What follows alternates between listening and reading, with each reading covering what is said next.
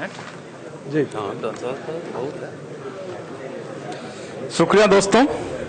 दरअसल हम लोगों को इस समय अपना अपना काम करते हुए होना चाहिए था। मुझे अपना थीसिस लिखना चाहिए था, आप लोगों को अपना अपना जॉब करना चाहिए था, लेकिन आप लोग इतने महत्वपूर्ण समय में यहाँ पर इकट्ठा हैं।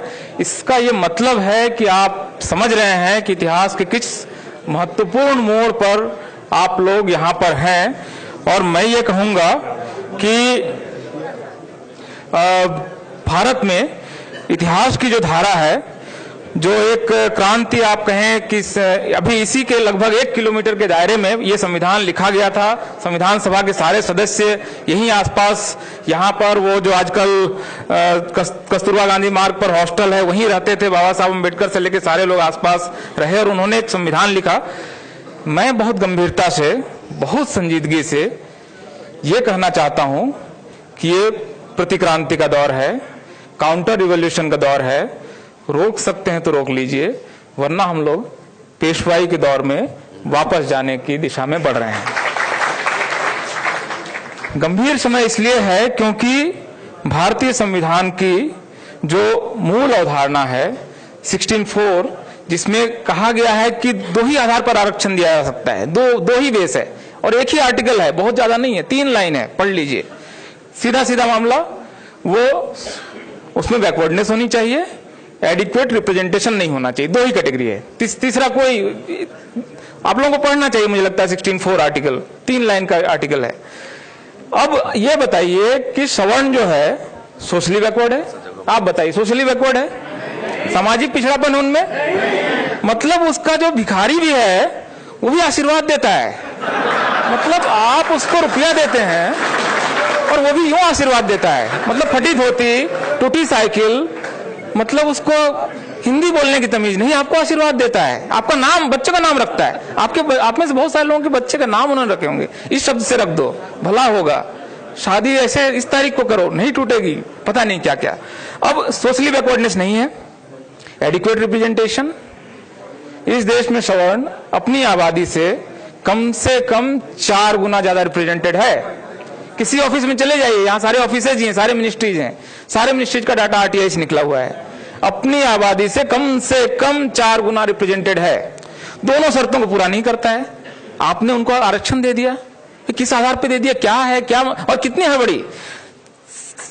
6 तारीख को रात 11 बजे ड्राफ्ट लिखा जा रहा है, 7 बजे सुबह लोकसभा में वो 7 तारीख को वो पेश हो रहा है, 7 तारीख को पास किया जा रहा है, अगले दिन राज्यसभा में आ रहा है, राज्यसभा में पास हो रहा है, 12 तारीख होते होते राष्ट्रपति उसको अनुशंसा दे देते हैं, हो गया, लागू हो गया। मतलब आप कल्पना कीजिए, इतनी क्या बड़ी भाई, आप उसको सेलेक्ट कमेटी में नहीं भेज रहे हैं, आप उस पर बात नहीं करना चाहते हैं। जिस आर्टिकल को लिखने में और जिस संविधान को लिखने में 2 साल से ज्यादा समय लगाया देश के सारे विद्वानों ने, बाबा साहब ने मतलब रात 1-1, 2-2 बजे तक मेहनत की, उसको आपने मिनटों में यूं बदल दिया। आपके कैबिनेट के मंत्री को पता नहीं, 8 तारीख को एक कैबिनेट मंत्री, इसी सरकार के एक मंत्री संसद में जवाब दे रहे हैं एक प्रश्न के जवाब में कि अपर कास्ट के गरीबों को आरक्षण देने का कोई प्रस्ताव पेंडिंग नहीं है हमारे पास। जिस दिन वो पारित हो रहा है, आप कल्पना कीजिए कि सरकार किससे छिपा रही है। तो ये जो प्रतिक्रांति का समय है, लगभग मैं इसकी तुलना करता हूं जो बौद्ध सम्राट, 10वें बौद्ध सम्राट बृहद्रथ को मारकर जो पुष्यमित्र शुंग ने इस देश में फिर से ब्राह्मणवाद की स्थापना की थी, लगभग वैसा समय है। 2015 में आपके तेजस्वी जी, अली अनवर साहब, आपके बिहार में जब वो कहते हैं मोहन भागवत कि हम इस संविधान को की समीक्षा करना चाहते हैं। कोशिश हुई थी पिछले बार भी, वाजपेयी जी के समय में उन्होंने संविधान समीक्षा आयोग बनाया था, उसकी रिपोर्ट आई थी, आप पढ़ के देखिए। मतलब ये संविधान से इनको बैर है, झगड़ा है। संविधान इनके मार्ग का सबसे बड़ा बाधक है। इसलिए मेरे ख्याल से संविधान ने हमें 70 साल में क्या दिया, नहीं दिया, इस पर बात हो सकती है। शायद इसको और शानदार कुछ देना चाहिए था, लेकिन यह संविधान इस देश में मनुवादियों के रास्ते का एक बहुत बड़ा रोड़ा है। जो एंटी कॉन्स्टिट्यूशनलिस्ट हैं उनके रास्ते का बहुत बड़ा रोड़ा है। हमें अपनी पूरी ताकत के साथ, पूरी संजीदगी के साथ इस समय संविधान के पक्ष में खड़ा होना है। इस समय किसी पार्टी के पक्ष में नहीं हूं, किसी विचारधारा का मामला नहीं है। इस समय लेफ्ट राइट छोड़ देते हैं, थोड़े समय के रोक देते हैं कि ये मूल निवासीवादी है, नहीं है, ये लेफ्ट है, ये राइट है, सेंटर है, छोड़ देते हैं। इस समय अगर आपकी आस्था इस देश के संविधान में है और आपको लगता है कि ये संविधान अगर है तो ये देश बचेगा, संविधान के बगैर तो ये देश नहीं था ना। आज से 100 साल पहले अगर ये देश आजाद हुआ होता तो ये नक्शा नहीं था, कुछ और होता, पता नहीं कितने टुकड़े में होता। तो इस समय इस देश को बचाने का प्रश्न है, इस संविधान को बचाने का प्रश्न है, और ये देश अगर इस रूप में नहीं बचता है तो पता नहीं क्या होने वाला है। आप कल्पना कीजिए, जिसकी बात सुप्रीम हाई कोर्ट के चीफ जस्टिस साहब कितनी गंभीरता से कह रहे हैं कि ये देश गृह युद्ध की तरफ बढ़ रहा है।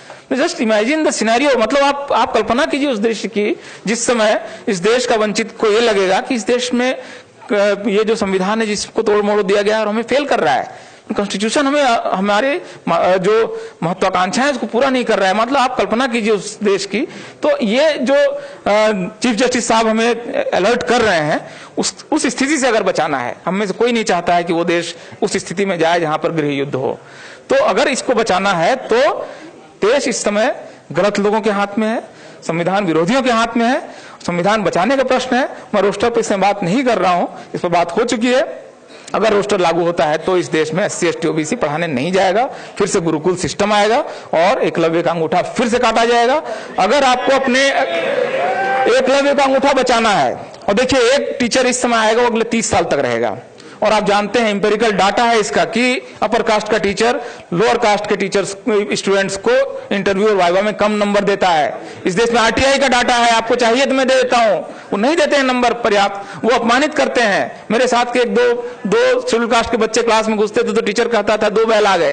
मतलब आप उसका ह्यूमिलिएशन सोचिए, मतलब वो बच्चा क्या पढ़ेगा, क्या सोचेगा। मतलब इस ह्यूमिलिएशन से हमारे बच्चे अगले 30 साल तक न गुजरे।